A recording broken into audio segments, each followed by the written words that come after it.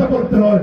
কালকে একজনে তার প্রার্থীদেরকে আমাদের এক নেতা আমাদের অপোজিশন উনি ফাঁস করলে ওনাকে মন্ত্রী বানাইবো, অমুক ফাঁস করলে মন্ত্রী বানাইবো। বাবা তুমি 3 বার ইলেকশন করছো, গর্বেশ বাবা তুমি তো জামানত হারিয়েছো, তুমি তুমি কি মন্ত্রী বানাইবাই?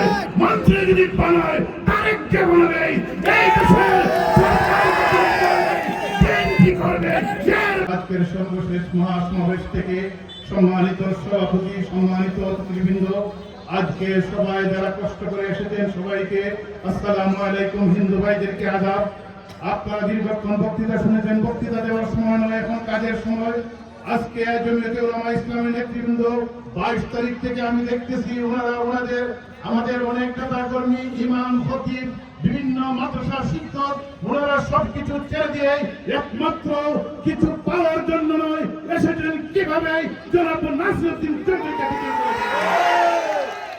আপনারা যারা কষ্ট করেছেন মাত্র 2 দিন 3 দিন কষ্ট করবেন। আপনারা গতকালকে একটি সমাবেশ এখানে দেখছেন না সবাই? এই সমাবেশে ব্যতিক্রম ধর্মী একজন মসজিদের ইমাম, একজন আমাদের হিন্দু ভাইদের ধর্মীয় নেতা, ব্রাহ্মণ, একজন ভূপা, একজন প্রতিবন্ধী, একজন তৃতীয় লিঙ্গের আমার এক বোন, এইভাবে উনি দাঁড় করিয়েছেন। আমরা বলতে চাই দিরাই সংগ্রাম বিগত স্বাধীনতার পর থেকে নিয়ে আমরা সবাই ঐক্যবদ্ধ, আমাদের মধ্যে কোনো বৈষম্য নাই।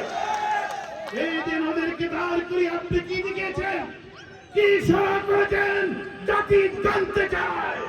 আমরা দিরাই সংগ্রাম মানুষ সম্প্রীতি এবং ঐক্যবদ্ধ যুগ যুগ করে এই সমস্ত বেলকিবাজি বাউথাবাজি দিয়ে দিরাই মানুষকে আপনারা কোনো কিছু করতে পারবেন না, অন্যদিকে ডাইভার্ট করতে পারবেন না। সম্মানিত উপস্থিতি, আপনারা জানেন সাল্লার বাইরে যারা উপস্থিত হয়েছেন, আমরা যুগ যুগ ধরে হিন্দু মুসলিম ভাই ভাই হিসেবে চলেছি, কিন্তু 71-এর পরাজিত শক্তি আপনাদের আমাদের বিভিন্ন গ্রামকে নিশ্চিহ্ন করে দিয়েছে। সেটার ইতিহাস যদি আমি বলি, সেটা তো কেউ জন্য কাজে হতে পারে না। আমার প্রজন্মকে সেই ইতিহাস জানতে হবে, স্বাধীনতার ইতিহাস জানতে হবে। আমরা আজকে ঐক্যবদ্ধ, এর জন্য আমি আপনাদেরকে বলতে চাই, ঐক্যবদ্ধভাবে আপনারা যেভাবে কষ্ট করেছেন, আগামী 12 তারিখ আমরা আবারও দেখে দিত যে দিরাই সাল্লার মানুষ স্বাধীনতার পক্ষে,